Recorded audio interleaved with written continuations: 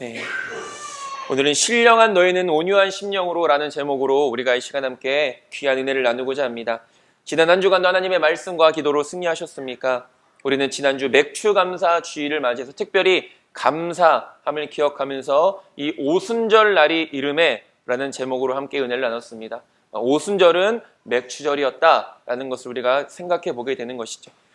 유대인들에게는 매년마다 철저하게 지켜졌던 절기들이 있습니다. 유월절, 맥추절, 초막절, 이것을 흔히 유대인들의 3대 절기다라고 이렇게 이야기합니다.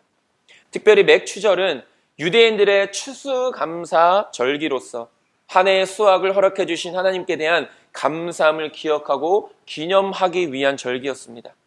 무엇보다 맥추절은 예수님께서 약속하신 보혜사 성령님이 마가의 다락방에 모여 그 약속을 기다리며 기도하던 120명의 사람들에게 임하셨던 오순절이었다라는 것을 보게 됩니다. 오순절 사건은 본격적으로 교회의 시작을 알리는 사건이었고, 또한 예수님께서 약속한 것이 이루어지는, 그래서 예수님의 신실하심을 나타내는 사건이었음을 보게 되죠. 하나님은 약속하신 분이시며 또한 그 약속을 한치의 오차도 없이 이루시는 분이십니다. 이루시되 반드시 이루시는 분이시라는 것이죠. 보혜사 성령님을 약속하시고 그것을 이루신 예수님께서는 또한 우리에게 어떤 약속을 주시고 하늘로 올라가셨습니까? 다시 오겠다라는 약속을 우리에게 주셨다라는 것이죠. 그리고 이 약속 또한 언젠가 반드시 이루어질 것이다 라는 사실을 우리는 말씀을 통해, 하나님의 말씀, 예수님의 말씀을 통해 깨닫게 됩니다. 그리고 그렇기 때문에 우리의 삶은 언제나 예수님의 다시 오실 그날을 기쁨으로 맞이할 수 있도록 언제나 깨어 준비되어져 있어야 된다는 것이죠. 분명한 것은 보혜사 성령님은 약속을 믿고 기다리는 자들에게 임했다라는 것입니다. 그냥 아무렇게나 하나님의 말씀, 하나님의 약속이 이것이다라는 것을 알면서도 아무렇게나 살아가는 자들에게 성령님께서 임하셨던 것이 아니라 그 약속을 믿고 기다렸던 자들에게 임했다라는 것입니다.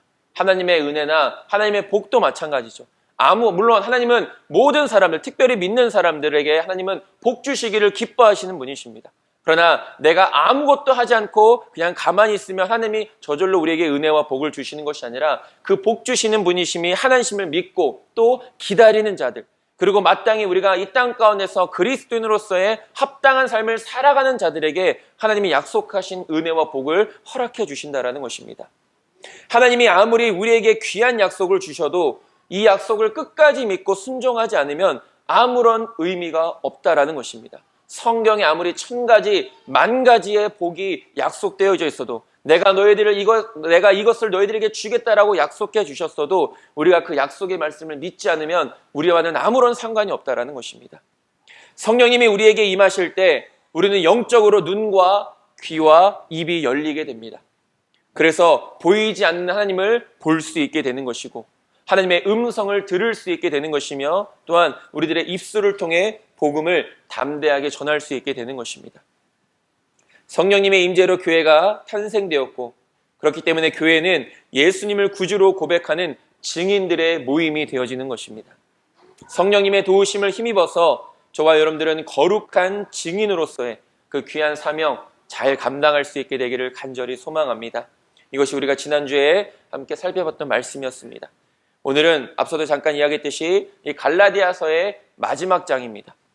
편지를 마무리 짓는 바울이 마지막까지도 이 갈라디아 교회 성도들에게 전하는 권면의 말씀이 무엇이었는가 우리가 잠깐 살펴보도록 하겠습니다. 첫 번째로 신령한 너희는 온유한 심령으로 라고 바울은 이렇게 이야기합니다. 바울은 이 6장 바로 앞에 있는 5장에서 그 5장의 내용을 계속해서 이어서 6장에서는 성령의 열매를 맺어야 하는, 그래서 그 성령의 열매를 맺고 살아가야 하는 그리스도인들이 어떤 모습으로 살아가야 하는지에 대한 실천적인 교훈을 우리에게 이 갈라디아 교회 성도들에게 그리고 오늘날 우리들에게 가르쳐주고 있습니다. 그런 의미에서 바울은 갈라디아 교회 성도들을 향하여 신령한 너희들이라고 이렇게 부르고 있는 것을 보게 됩니다. 신령한 너희들.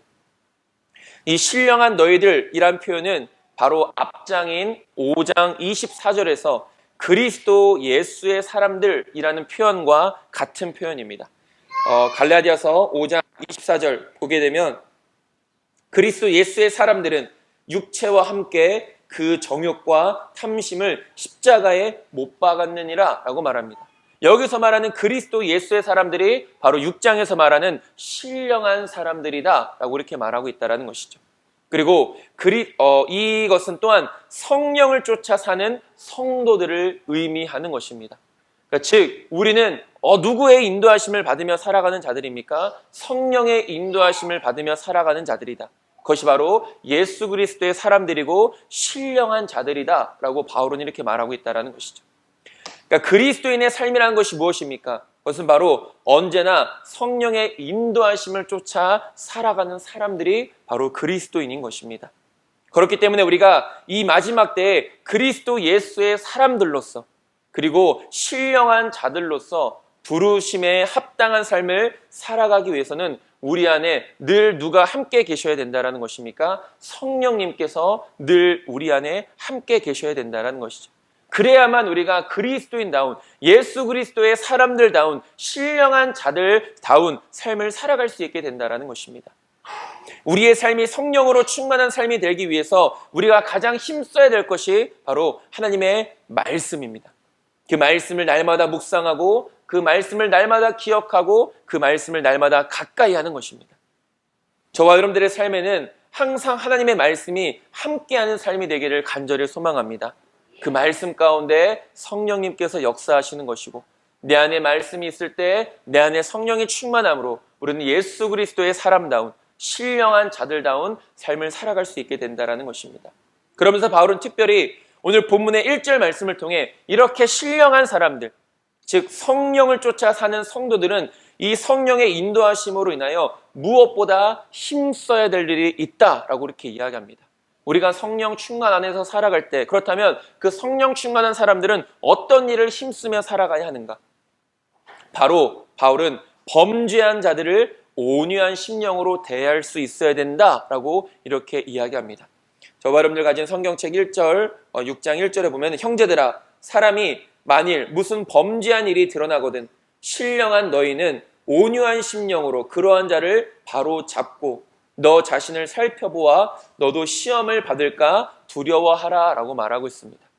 성령 안에서 살아가는 사람들, 성령을 쫓으며 살아가는 사람들이 힘써야 될 일, 그것은 바로 범죄한 자들, 그 연약한 자들을 온유한 심정으로 온유한 마음으로 그들을 돌보고 또한 돌보는 것뿐만이 아닌 그들이 믿음 위에 굳게 설 수 있도록 힘쓸 수 있어야 된다는 것. 이것이 바로 성령을 쫓는 사람들의 믿음의 모습이어야 된다라고 말합니다.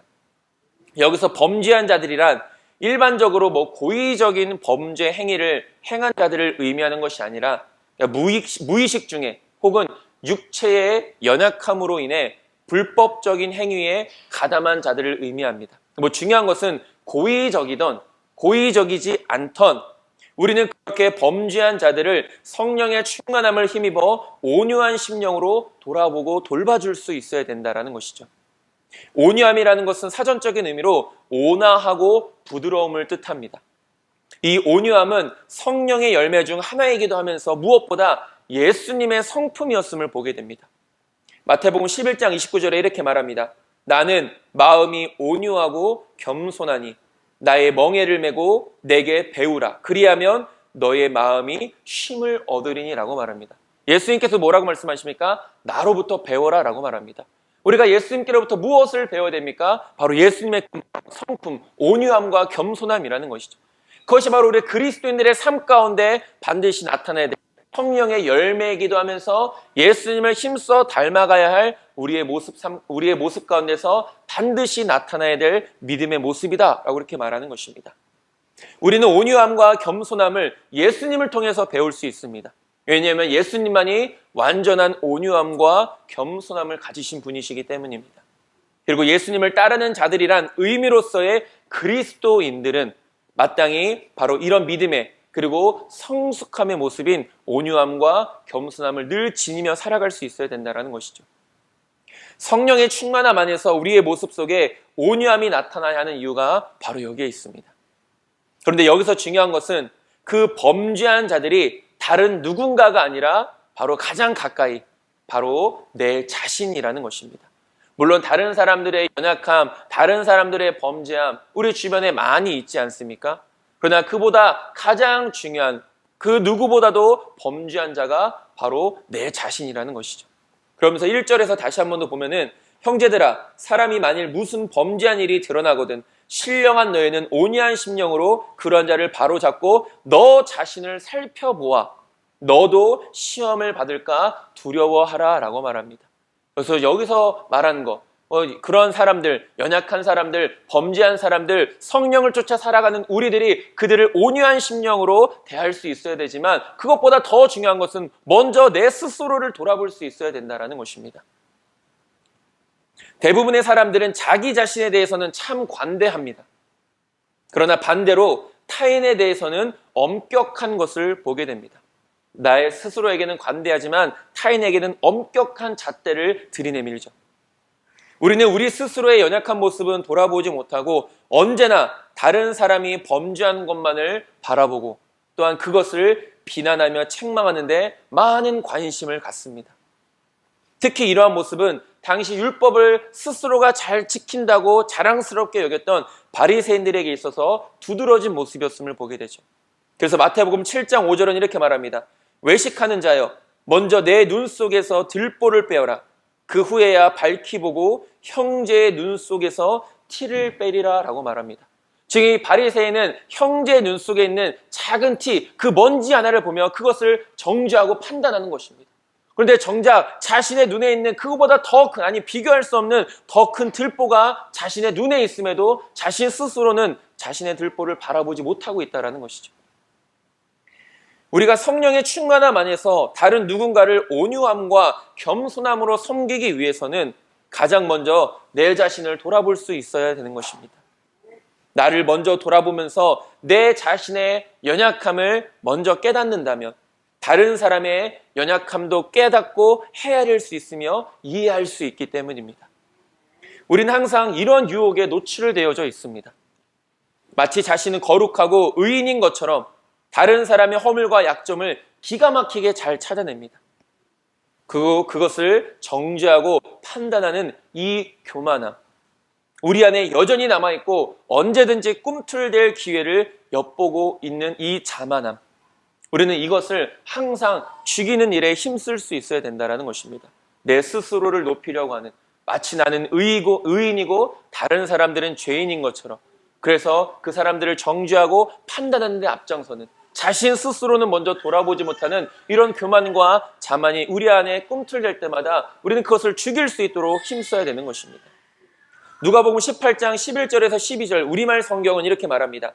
바리새파 사람은 서서 자신에 대해 이렇게 기도했다. 하나님, 저는 다른 사람들, 곧 남의 것을 빼앗는 사람이나 불의한 사람이나 간음하는 사람과 같지 않고 이 세리와도 같지 않음을 감사합니다. 저는 일주일에 2번씩 금식하고 얻은 모든 것에 11조를 냅니다. 라고 이렇게 기도합니다. 이 바리새파 사람, 마치 자신은 엄청 의로운 것처럼, 그러면서 남을 깎아내리지 않습니까? 나는 저 사람처럼 저렇게 행하지 않습니다. 나는 저 사람처럼 저렇게 죄를 범하지 않습니다. 그리고 나는 11조도 열심히 생활합니다. 나는 금식 생활도 열심히 합니다. 하루도 빠짐없이 기도합니다. 이렇게 자신을 드러내는, 자신을 높이는 기도를 하나님 앞에 드리고 있습니다. 왜? 스스로가 의롭다라고 생각하기 때문입니다.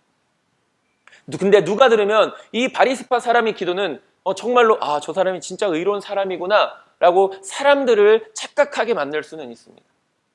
그러나 이것을 사람이 아닌 예수님께서 들으셨을 때, 그 마음까지도 감찰하시는, 그 생각까지도 아시는 예수님께서 그 바리새파 을 때 예수님은 이 바리새파 사람의 영적인 상태가 어떠한지를 너무나도 잘 알고 계셨던 것이죠.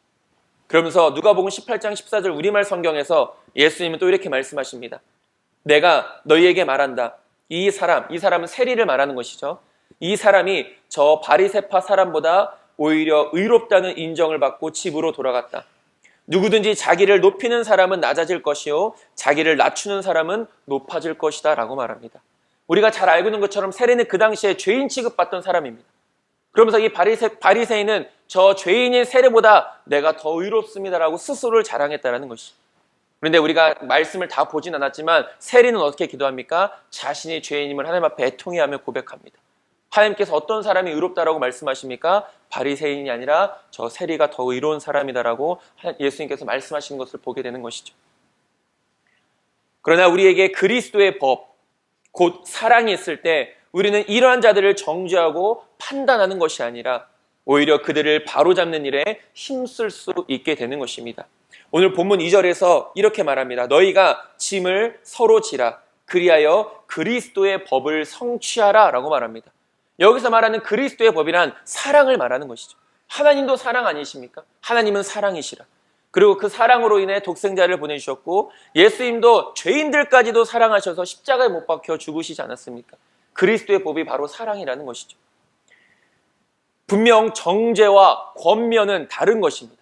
물론 죄를 허용해라 라는 성경은 결코 그렇게 말하지 않습니다. 왜냐하면 죄는 하나님께서 기뻐하시지 않는 것이기 때문입니다. 그렇기 때문에 성경은 끊임없이 죄의 유혹들을 물리치라고 말하고 악은 어떤 모양이라도 버리라고 말하고 사단에게 틈을 주지 말라고 우리에게 계속해서 권면하지 않습니까? 그러나 정죄는 결코 사람이 할 수 없는 일입니다. 정죄는 쉽게 말하면 저 사람의 죄를 지적하고 그것을 심판하는 것을 말합니다. 사람이 다른 사람의 죄를 지적할 수는 있습니다. 그러나 그 사람을 심판할 수 없다는 것이죠. 왜 그렇습니까? 심판은 오직 하나님만이 하실 수 있는 것이기 때문입니다. 유다서 1장 15절은 말합니다. 이는 뭇 사람을 심판하사 모든 경건하지 않은 자가 경건하지 않게 행한 모든 경건하지 않은 일과 또 경건하지 않은 죄인들이 주를 거슬러 한 모든 완악한 말로 말미암아 그들을 정죄하려 하심이라 하였느니라 라고 말합니다. 사람을 심판하시는 분은 오직 하나님이시고 또 그것을 정죄하실 수 있는 분도 오직 하나님뿐이시라는 것이죠. 그렇기 때문에 우리 스스로는 다른 누군가, 우리도 똑같은 죄인이기 때문에 다른 누군가의 죄를 지적할 수도 있고 또 그것을 권면하여서 바로 세우는 일에 쓰임받을 수는 있지만 우리 스스로가 그 죄를 심판할 수 없다는 것입니다. 권면하다라는 것은 권고하고 위로하다라는 이런 의미가 있습니다. 즉 타일러서 힘쓰게 하는 것이죠. 권면의 목적은 굳게 하는 것입니다. 그 사람의 흔들린 믿음을, 그 사람의 무너져 있던 믿음을 다시 세우고 굳게 하는 것이 바로 권면의 목적입니다. 그리고 그 권면의 동기는 사랑으로 할 수 있어야 되는 것이죠. 그리고 절대적으로 그리스도 안에서 행해질 수 있어야 합니다. 그것이 바로 사도행전 15장 32절에서 말하고 있습니다. 유다와 실라도 선지자라 여러 말로 형제를 권면하여 굳게 하고 그 권면의 목적이 무엇입니까? 그 사람의 흔들리는 믿음을 굳게 하기 위함이라는 것이죠. 그리고 데살로니가전서 4장 1절은 말합니다. 그러므로 형제들아 우리가 끝으로 주 예수 안에서 너희에게 구하고 권면하노니 너희가 마땅히 어떻게 행하며 하나님을 기쁘시게 할 수 있는지를 우리에게 배웠으니 곧 너희가 행하는 바라 더욱 많이 힘쓰라 라고 말합니다. 여기서 권면할 때 무엇을 위해서 권면합니까? 하나님을 기쁘시게 하는 일에 더욱더 힘쓰도록 너희가 열심히 해라. 이렇게 믿는 사람들을 권면하는 것을 우리가 볼 수 있게 됩니다. 교회 안에는 저를 비롯해서 많은 연약한 자들이 있습니다. 어느 누구 빠짐없이 저와 여러분들 모두 다 죄인들입니다. 자신 스스로는 돌아보지 못하고 그 연약함을, 다른 사람의 연약함과 조금의 죄악을 정죄하고 판단하는 사람은 진정한 그리스도인이 아니며 또한 성령께서 함께 하시지 않는 사람입니다. 왜 그렇습니까? 성령의 열매에 온유함이 있고 성령을 쫓아 살아가는 사람들에게는 항상 이 온유한 심령이 있기 때문입니다. 그러므로 성령이 충만하며 그리스도 안에서 살아가는 믿음의 사람들은 온유한 심령으로 서로를 권면하고 또 서로가 굳게 세워져 나갈 수 있어야 되는 것입니다. 그래서 저와 여러분들의 그 사랑과 온유함이 우리 하늘빛 교회와 저와 여러분들의 가정과 직장을 그리스도 예수 안에서 굳게 세워나가는데 귀하게 쓰임받을 수 있게 되기를 간절히 소망합니다. 우리 안에 성령께서 역사하셔서 온유한 심령으로 연약한 자들을 돌아볼 수 있는 우리 교회가 될 수 있게 되기를 간절히 소망합니다. 두 번째로 선을 행하되 낙심하지 말지니라고 바울은 말합니다. 우리가 이 말씀의 의미를 조금 더 정확하게 이해하기 위해서는 이 원문의 말씀을 살펴봐야 되는데 헬라어 원문에는 이렇게 말하고 있습니다. 우리가 선을 행하는 동안 계속 악에게 굴복하지 말아야 한다. 즉 선을 행하는 동안에 우리 그 선을 계속해서 방해하는 것이 있는데 그 존재가 무엇입니까? 악이라는 존재죠. 사단이라는 존재죠. 그러나 그 사단의 존재가 계속해서 우리가 선을 행하는 일을 방해하는 일이 있어도 우리가 그것에 굴하지 않고 끝까지 이 선한 일에 힘쓸 수 있어야 된다는 것입니다. 이것이 선을 행하되 낙심하지 말지니의 의미가 되어진다는 것이죠.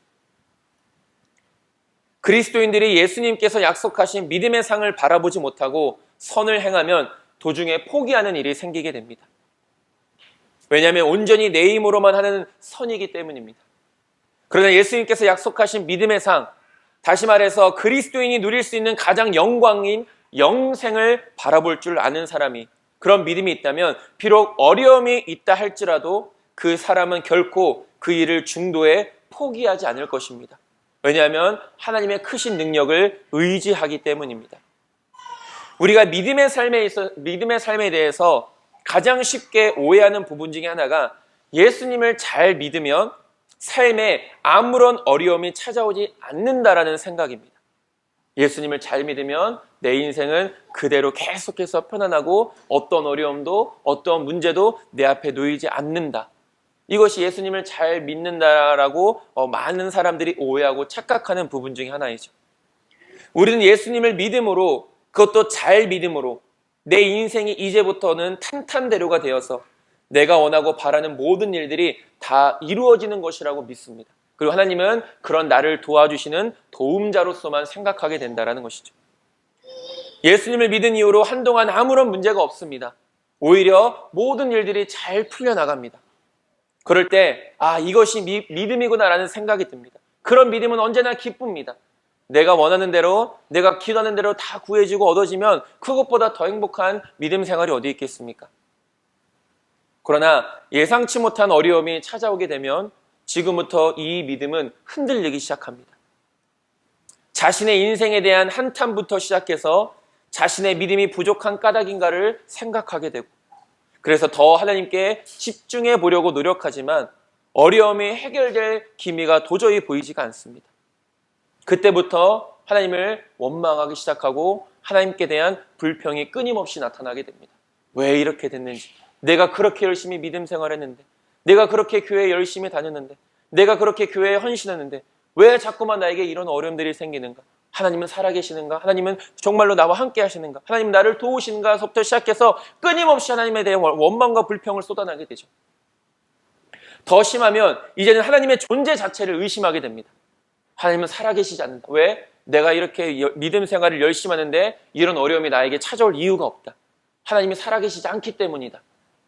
그리고 마지막에 이르러서는 교회를 떠나게 되고 더 중요한 것은 하나님을 떠나버리게 됩니다. 왜냐하면 이러한 것들은 자신이 생각한 믿음 생활이 아니기 때문입니다. 우리는 이러한 믿음 이전에 인생을 살아가는 자들이다라는 것을 먼저 기억할 수 있어야 됩니다. 우리의 인생에는 분명 기쁘고 즐겁고 행복한 일들이 있습니다. 그러나 또한 인생이기 때문에 어려움도 있고 문제도 있고 슬픔도 있고 아픔도 있을 수 있는 것입니다.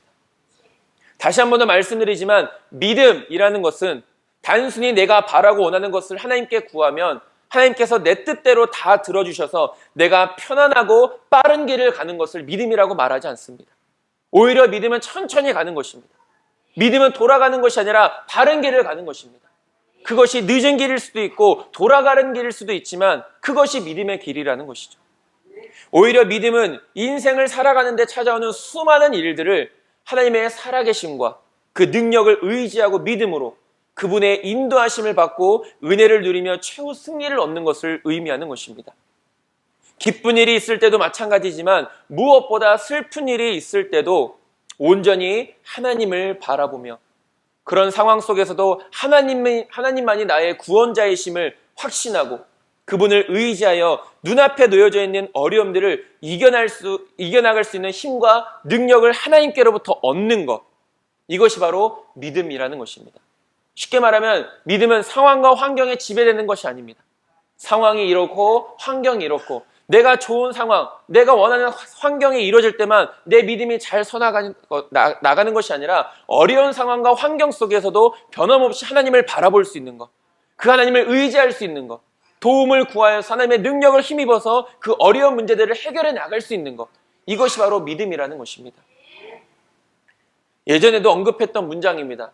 개인적으로 제가 날마다 기억하고 가장 마음속에 깊이 새기며 살아가고 있는 문장인데, 편안한 삶을 위하여 기도하지 말고 강한 사람이 되기 위하여 기도하라는 것이죠. 믿음의 생활하는 것은 단순히 편안한 삶을 살아가기 위해서 우리가 믿음의 삶을 살아가는 것이 아닙니다. 성경에서도 말하고 예수님도 말하고 많은 사도들이 말하지 않습니까? 복음과 함께 고난을 받으라. 믿음의 길을 걸어가고 선을 행하는 가운데는 반드시 어려움을 찾을 수 있고 끊임없는 사단의 공격, 그것을 방해하는 사단의 역사가 있을 수 있다는 것이죠. 그러나 우리가 자꾸만 편안한 것, 내가 바라는 것, 어렵지 않은 것을 자꾸만 행하려고 기도하는 것이 아니라 나에게 어떤 상황과 환경이 주어져도 그것을 이겨낼 수 있는 믿음을 달라고, 능력을 달라고 기도하는 것. 그것이 바로 진짜 믿음이고 우리가 날마다 부르짖어야 될 기도라는 것입니다. 편안한 삶을 위하여 기도하지 말고 강한 사람이 되기 위하여 기도하라. 다윗은 시편 23편 4절에서 이렇게 고백합니다. 내가 사망의 음침한 골짜기로 다닐지라도 해를 두려워하지 않을 것은 주께서 나와 함께 하심이라. 주의 지팡이와 막대기에 나를 안위하시나이다 라고 말합니다. 사망의 음침한 골짜기를 다닐지라도 두려워하지 않는 것. 우리는 흔히 그렇게 말할 것입니다. 왜 내가 이렇게 사망의 음침한 골짜기를 다녀야 하는가? 왜 하나님은 나를 이런 곳으로 인도하시는가? 그렇게 원망할 수 있지만 그런 길을 우리가 걷는다 할지라도 우리가 해를 두려워하지 않을 수 있는 것. 그것이 바로 믿음 아니겠습니까? 분명 우리의 믿음의 여정에는 어려운 길도 있습니다. 그러나 그렇다고 할지라도 두려워하지 않은 것은 하나님께서 함께 해주실 것을 믿기 때문이라는 것이죠. 지팡이는 양무리를 인도하는 데 사용되어지는 것이고 막대기는 양을 지키는, 맹수로부터 양을 지키기 위해서 싸우기 위해서 들고 다니는 것입니다. 그러니까 목자는 그 양무리를 인도하고 지키기 위해서 한 손에는 지팡이와 한 손에는 막대기를 들고 있다는 것이죠. 그런 선하신 목자가 누구시라고 말씀합니까? 하나님이시다라고 말하고 있는 것이죠. 지금도 하나님은 우리를 인도하시기 위하여 그 지팡이로 우리를 인도하고 계시고 지금도 하나님께서는 그 막대기를 잡고 계셔서 우리를 지켜주고 계시다라는 것입니다. 그런 하나님이 우리와 함께 계시는데, 그런 하나님이 우리와 함께 계시다고 계속해서 우리에게 그 음성을 들려주시는데 우리는 무엇을 두려워하며 살아가고 있습니까? 내 마음대로 되지 않는다고, 내 믿음대로, 내가 생각한 믿음대로 되지 않는다고 우리는 얼마나 하나님을 원망하고 하나님 앞에 불평하는 삶을 살아가고 있습니까? 그렇기 때문에 믿음의 사람들은 상황과 환경에 지배받지 않는 삶을 살아갈 수 있게 되는 것입니다. 지배받지 않고 오히려 그 가운데서 하나님을 바라보며 이겨낼 수 있는 것. 분명 믿음 안에서 선을 행하고 하나님의 귀한 사명을 감당하는 일에는 많은 어려움들이 찾아올 수 있습니다. 그러나 우리가 낙심하지 않을 수 있는 것은 하나님께서 우리와 함께 하시기 때문이고, 또한 하나님의 능력을 힘입어 살아가는 우리들은 끝까지 포기하지 않고 이 믿음의 길을 걸어갈 수 있어야 된다는 것입니다. 그래서 9절에서도 말하지 않습니까? 우리가 선을 행하되 낙심하지 말지니 포기하지 아니하면 때가 이름에 거두리라 라고 말합니다. 열심히 수고해서 거둘 수 있는 사람은 어떤 사람입니까? 끝까지 포기하지 않는 사람입니다. 그 사람만이 추수 때 귀한 열매를 얻을 수 있는 것입니다. 뿌린 대로 거두는 추수의 때, 하나님의 심판 앞에 섰을 때 잘했다 칭찬받을 수 있게 되는 것이죠. 저와 여러분들은 늘 이런 믿음의 삶을 살아가는 자들이 될 수 있게 되기를 간절히 소망합니다. 마지막으로 내 몸에 예수의 흔적을 지니고 있노라 라고 바울은 고백합니다. 바울은 마지막으로 다시 한 번 더 이 율법주의자들에 대한 경계의 권면을 다시 한 번 더 이 갈라디아 교회 성도들에게 전합니다. 바울은 마지막에서도 할례의 무의미함에 대해서 설명하면서 인간의 그 어떤 행위로도 절대로 구원받을 수 없고 오직 십자가에 대한 믿음으로만 구원이 가능하며, 그래서 바울 자신도 오직 십자가만을 믿고 자랑한다라는 사실을 강조하면서 이 갈라디아서 편지 전체의 주제를 다시 한 번 더 이 성도들에게 기억나게 하고 있습니다. 여기서 중요한 것은 무엇입니까? 15절에 할례나 무할례가 아무것도 아니로되 오직 새로 지으심을 받는 것만이 중요하다라고 이렇게 말합니다. 이것이 이 갈라디아서 전체의 핵심적인 문장인 것이죠. 이러한 권면을 보면서 마지막 순간에 이르기까지 갈라디아 교회 성도들을 믿음으로 이끌기 위해 노력하는 바울의 끊임없는 그 복음에 대한 열정과 갈라디아 교회 성도들 향한 그 사랑, 애정, 그리고 십자가만을 드러내며 십자가의 도를 실천하려는 바울의 철저한 신앙심을 우리가 볼 수 있게 됩니다. 그러면서 바울이 중요하다고 말하는 것, 바로 새로 지음을 받는 것이죠. 이 표현은 고린도후서 5장 17절에서 새로운 피조물이라는 표현과 같은 의미입니다. 고린도후서 5장 17절에 그런즉 누구든지 그리스도 안에 있으면 새로운 피조물이라 이전 것은 지나갔으니 보라 새 것이 되었도다라고 말합니다. 이것은 거듭남을 표현하는 것이죠. 거듭나는 것은 새롭게 되는 것입니다. 쉽게 말하면 할례를 받느냐 받지 않느냐 하는 것이 중요한 것이 아니라 우리가 진정 하나님의 은혜로 말미암아 예수 그리스도를 믿음으로 새롭게 거듭난 자로서 살아가는 것이 더 중요하다라는 것이죠. 우리는 분명 믿음으로 구원받아서 거듭난 하나님의 자녀가 되었습니다.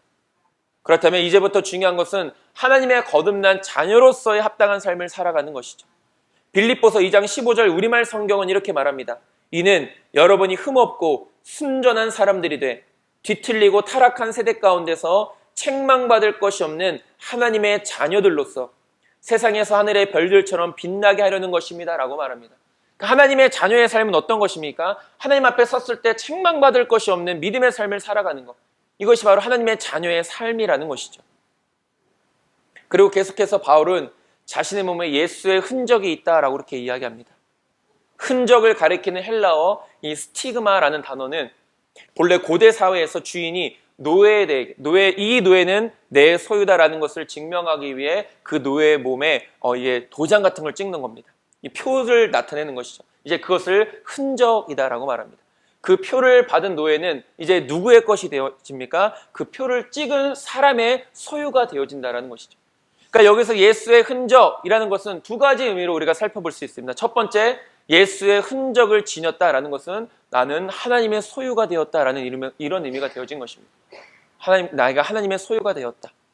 그래서 열왕기상 8장 51절은 이렇게 말합니다. 그들은 주께서 철 풀무 같은 애굽에서 인도하여 내신 주의 백성, 주의 소유가 됨이니다라고 말합니다. 하나님의 백성, 하나님의 소유가 되었다라는 것입니다. 그리고 두 번째로는 예수의 흔적은 바로 이 바울이 예수의 복음을 증거하던 바울이 복음으로 인해서 받게 된 고통과 고난의 상처를 가리키기도 합니다. 사명을 감당함에 있어서 그 어려운 것들, 돌에 맞아 죽을 뻔도 했고 여러 가지 어려움들이 바울에게 있지 않았습니까? 그런 모든 것들이 복음을 위해 사명을 감당했던 모든 일들이 예수의 흔적이다라고 바울은 이렇게 말하고 있는 것이죠. 우리에게 있는 이 예수의 흔적은 무엇입니까? 바로 우리의 거룩한 삶을 통해 나타나는 예수 그리스도의 향기와 편지입니다. 우리는 하나님의 소유된 자들로서 예수 그리스도의 복음을 전하는 거룩한 도구가 될 수 있어야 된다는 것입니다. 저와 여러분들에게는 예수의 흔적이 있습니까? 구원받았음을 확신하며 살아가고 있습니까? 나를 그리스도의 향기요 편지로 부르심에 합당하게 쓰임받는 삶을 살아가고 계십니까? 이 모든 일에 힘쓰며 살아가는 저와 여러분들이 되어지기를 간절히 소망합니다. 저와 여러분들 모두는 예수의 흔적을 지닌 자들입니다. 말씀을 정리하겠습니다. 갈라디아서를 마무리하면서 우리는 성령의 인도하심을 쫓아 살아가는 신령한 자들입니다. 그래서 사랑과 온유함으로 연약한 자들을 또 죄인들을 우리가 서로를 돌아볼 수 있어야 합니다. 그럴 때 우리는 믿음 위에 굳게 설 수 있는 것입니다. 그리고 무엇보다 내 자신을 먼저 돌아볼 수 있어야 된다는 것이죠. 우리가 복음의 사명을 감당하고 하나님의 자녀로서의 선을 행하는 가운데 어떤 어려움들이 찾아온다 할지라도 낙심하지 않고 끝까지 그리고 변함없이 하나님 한 분만 의지하며 살아갈 수 있어야 합니다. 그럴 때 우리는 최후의 승리를 얻을 수 있게 되는 것입니다. 우리에게 중요한 것은 언제나 거듭난 자로서의 합당한 삶을 살아가는 것입니다. 또한 우리 안에 있는 예수의 흔적을 통해 우리에게 맡겨진 사명 또한 잘 감당할 수 있어야 되는 것이죠. 이번 한 주도 이런 믿음 안에서 승리할 수 있는 저와 여러분들 모두가 될 수 있게 되기를 주님의 이름으로 축원드립니다. 기도하겠습니다. 하나님, 우리들 신령한 자들로 또한 부름받았습니다. 그 신령한 자들로서의 합당한 삶을 그 온유한 심령으로 그래야 연약한 자들을 돌아볼 수 있는 우리가 되게 하시고 무엇보다 내 자신을 돌아보게 하시며 또한 믿음의 삶을 살아가는 데 찾아오는 어려움 가운데서 두려워하지 않고 오직 하나님만 바라보며 살아갈 수 있도록 인도하여 주시옵소서. 예수의 흔적, 우리 안에 있는 이 흔적, 사명 잘 감당하여서 하나님 앞에 잘했다 칭찬받는 우리 모두가 될 수 있도록, 우리 하늘빛교회 모든 성도님들 될 수 있도록 인도하여 주시옵소서. 예수님의 이름으로 기도드립니다. 아멘.